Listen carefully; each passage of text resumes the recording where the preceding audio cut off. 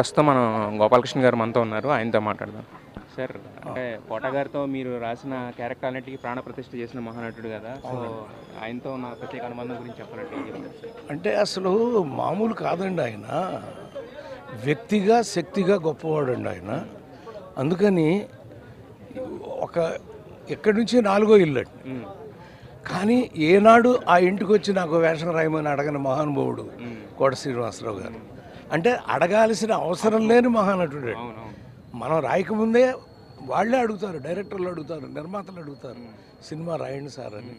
అంచేత అంత మహానుభావుడిని ఇవాళ పరిశ్రమ కోల్పోయింది. సార్, మీరు అంటే పెద్ద పెద్ద హీరోలందరికీ కూడా అలవోకగా డైలాగులు రాసేవాళ్ళు కదా! మరి కోట గారు అంటే కనుక మీకు ప్రత్యేకమైన ఒక ఎక్కువ మా అన్నయ్య బాధ్యత తీసుకునేవాడండి దాన్ని. ఎందుకంటే నేను మామూలుగా సినిమా రాస్తే ఎక్కువ కామెడీ ట్రాక్ని ఆయన భుజాన్ని వేసుకునేవాడు. ఎందుకంటే మొదటి నుంచి కూడా హాస్య రచన అంటే ఓ జంజాల గారిలాగా వెంకటేశ్వర వారికి కూడా చాలా ఇష్టం అండి. ఆయన చేస్తూ ఉండేవాడు. అంటే ఈయన ఒక ఓన్లీ కామెడీయే కదా సార్. అంటే మనం గణేష్లో చేసిన విలన్ పాత్ర ఇప్పుడు మర్చిపోలేము. మరి అలాంటి కాదండి, ఒక నాయకుడు వేయలేదు తప్ప ఆయన ప్రతి నాయకుడు వేశాడు, సహాయ పాత్ర వేశాడు, కామెడీలు వేశాడు, ఎన్నో అద్భుతమైన పాత్రలు నటించాడు. ఆయన ఆత్మకు శాంతి కలగాలని కోరుకుంటున్నాను. చూస్తున్నాం మనం ప్రతి ఒక్క ప్రముఖులు కూడా వచ్చి కోటా శ్రీనివాసరావు గారి ఆత్మకి శాంతి చేకూరాలని చెప్పి వెళుతున్న ఇది చూసాం. ఇప్పుడు మనం పరుచూరి వెంకటేశ్వరరావు గారు చెప్పారు, ఒక నాయకుడు అంటే ఒక హీరో పాత్ర తప్ప ఇంకా ఆయన చెయ్యని పాత్ర అంటూ లేదు ఇండస్ట్రీలో. ఒక నాయకుడు అంటే ఒక ప్రతి నాయకుడు విలన్గా చేశారు, కమెడియన్గా చేశారు, కామెడీ విలన్గా చేశారు, క్యారెక్టర్ ఆర్టిస్ట్గా చేశారు, చివరికి హిజ్రా పాత్రలు కూడా నటించిన మహానటుడు అనమాట కోట శ్రీనివాసరావు గారు.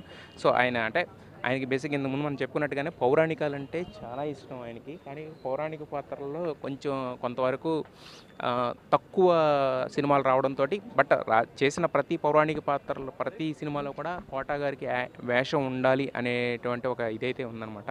ఇక్కడ చూస్తున్నాం ఇప్పుడు మన ప్రభాస్ సీన్ గారు అలాగే ప్రవీణ్ గారు కూడా వచ్చి ఆయన భౌతిక కాయానికి నివాళులర్పించిన ఇదైతే మనం చూస్తున్నాం యాక్చువల్గా.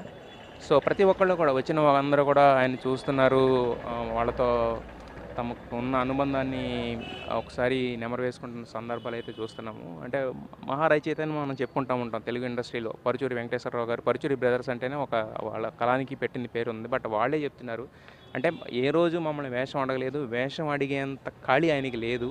ఎందుకంటే ప్రతి దర్శక నిర్మాతలు అందరూ కూడా వచ్చి ప్రతి దర్శక నిర్మాత వచ్చి ఆయన వేషం పలానా పాత్రకి కోట గారు ఆయనకి రాయాలని చెప్పేవారు అని చెప్పి ఎక్కువగా కోట వెంకటేశ్వరరావు గారు ఈ కామెడీ రాయడం అనేదాన్ని భుజాన వేసుకున్నారని కూడా చెప్పిన